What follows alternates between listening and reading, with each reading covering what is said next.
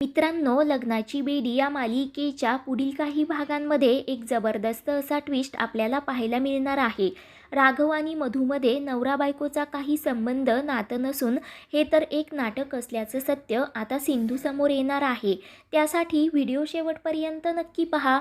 तर मित्रांनो, आत्तापर्यंत आपण पाहिलं होतं की सिंधू राघवला सावीला भेटण्यासाठी नकार देत असते, परंतु राघव तिला विचारतो, मला माझ्या मुलीला भेटण्यासाठी अडवणारी तू कोण आहेस? सावीच्या आयुष्यातील सगळे निर्णय तुला एकटीलाच घेण्याचा काही एक अधिकार नाही आहे, कारण मी तिचा बाबा आहे आणि मी तुझी माफीसुद्धा मागत आहे. सिंधू म्हणते, राघव, मला तुमची सावलीसुद्धा माझ्या मुलीवर नको आहे. तेव्हा राघव चिडूनच आतमध्ये येतो आणि माझ्या मुलीला भेटल्याशिवाय मी इथून नाही जाणार. जगातील कुठलीही ताकद मला नाही अडवू शकत, कारण शेवटी मी सावीचा बाबा आहे आणि जर तू आमच्या दोघांच्या मध्ये येण्याचा प्रयत्न केलास ना, तर मी सावीला सगळं काही खरं सांगून टाकेन की मीच तिचा बाबा आहे म्हणून. इतके दिवस ती झाडाच्या खोडावर ज्यासाठी लिहित होती, सगळीकडे तिच्या बाबाला शोधत होती ना, तो बाबा मीच आहे आणि इतकी वर्ष तिच्या आईने हे सत्य तिच्यापासून लपवून ठेवलं. तेव्हा ते ऐकून तर सिंधूला मोठा धक्काच बसतो.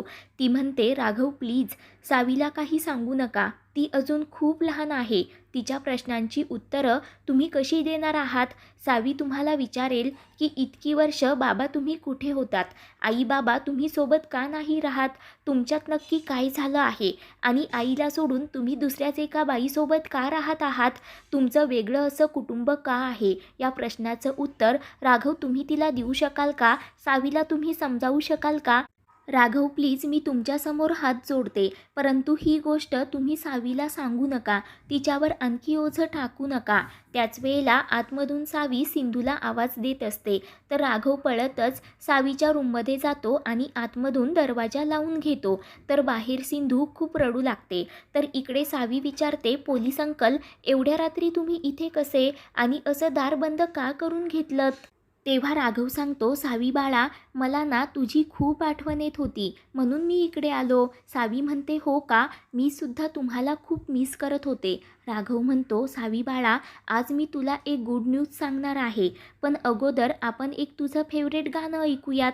म्हणून आता राघव मोठ्यानेच रेडिओ लावतो. तर इकडे सिंधू मोठमोठ्याने ओढत असते की राघव प्लीज, सावीला काही सांगू नका, मला त्रास देऊ नका. तर इकडे राघव सावीला काहीतरी सांगत असतो आणि ते ऐकून सावी खूपच खुश होते. ती बाहेर येते. ती सिंधूला म्हणते, आई, मला माझे बाबा मिळाले. ते ऐकून सिंधूच्या तर पायाखालची जमीनच हादरते. सावी सांगते, हो आई, पोलीस अंकलच माझे बाबा आहेत. तेव्हा सिंधू म्हणते, सावी बाळा, मला माफ कर ग, मी या अगोदरच तुला सगळं काही सांगायला हवं होतं. म्हणून आता सिंधू रडत असते. त्यावर सावी म्हणते, आई अगं, तू कशी सांगणार होतीस? ही गुड न्यूज तर पोलीस अंकल मला देणार होते. तेव्हा सिंधू विचारते, गुड न्यूज म्हणजे?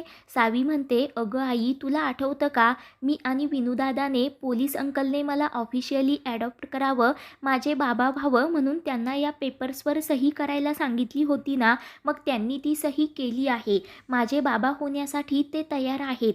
तेव्हा ते ऐकून सिंधूच्या जीवात जीव येतो की राघवने सावीला सगळं काही खरं नाही सांगितलं.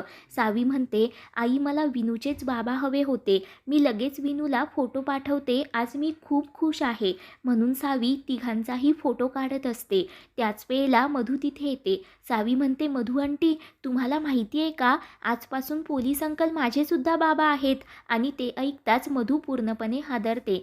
राघव विचारतो, मधू, तू इथे काय करत आहेस? मधू म्हणते, तू अचानक घरातून काही न सांगता निघून आलास ना, म्हणून बाबा खूप काळजी करत होते. त्यांनीच मला इथे पाठवलं आहे.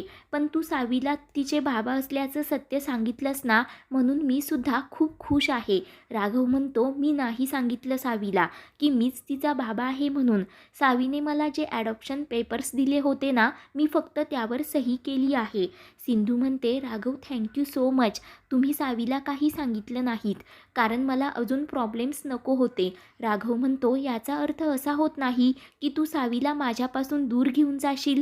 आणि सिंधू, तुला आता कळायला हवं, सावी तुझ्यापासून दूर गेल्यानंतर तुला जेवढा त्रास होतो ना तेवढाच त्रास मलाही होतो. इतकी वर्ष मी सावीपासून दूर राहिलो, परंतु आता मी अजिबात माझ्या सावीपासून दूर नाही राहू शकत.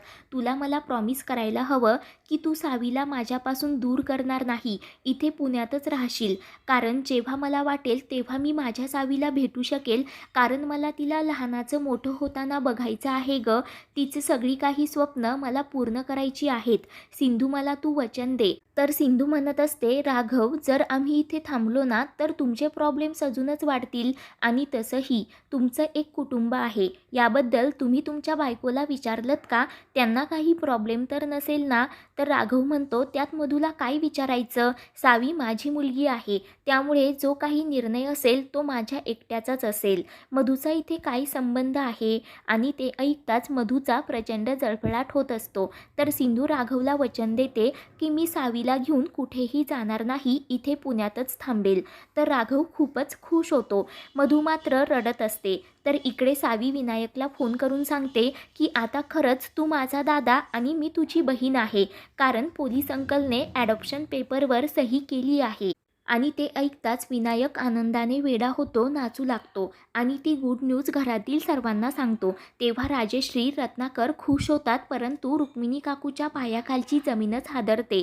तेवढ्यात राघवसुद्धा घरी येतो. तर विनायक विचारतो, बाबा सावी कधी येणार आहे? राघव सांगतो, अरे आता ती तिच्या आईकडे आहे ना, नंतर येईल.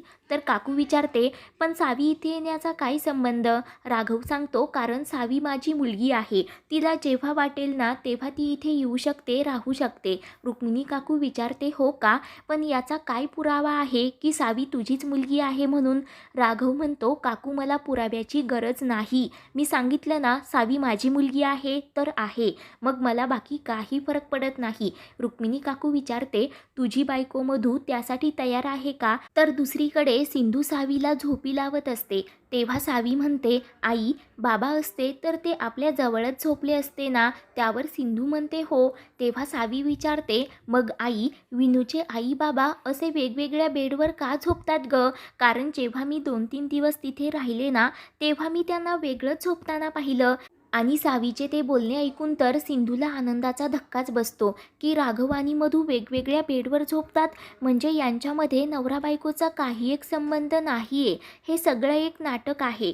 तर आता मधू आणि राघवच्या नात्याचं खूप मोठं सत्य सिंधूसमोर आलेलं असतं. सिंधू खूपच खुश होते. तर इकडे राघव काकूला विचारतो, यात न तयार होण्यासारखं काय आहे? तरीही मी तुम्हा सर्वांसमोर मधूला विचारतो की सावी इथे येणार म्हणून तुला काही प्रॉब्लेम आहे का? परंतु मधू मात्र गप्पच असते. काकू तिला म्हणत असते, मधू बोल, हीच वेळ आहे, अशी गप्प बसू नकोस. राघव म्हणतो, काकू तू गप्प बस, आमच्या दोघांचा प्रश्न आहे की नाही? मधू तू सांग, तुला काही प्रॉब्लेम आहे का? तर मधू म्हणते, नाही, मला काही प्रॉब्लेम नाही. राघव तू खुश आहेस तर मी सुद्धा खुश आहे. आणि ते ऐकून काकूला मधूचा खूपच राग येतो. तर आता मित्रांनो, राघव आणि मधूच्या नात्याचं सत्य समोर येताच सिंधू राघवला ॲक्सेप्ट करणार का ते पाहणं रोमांचक ठरेल. पुढील भागांच्या अपडेट्ससाठी चॅनलला सबस्क्राईब करा.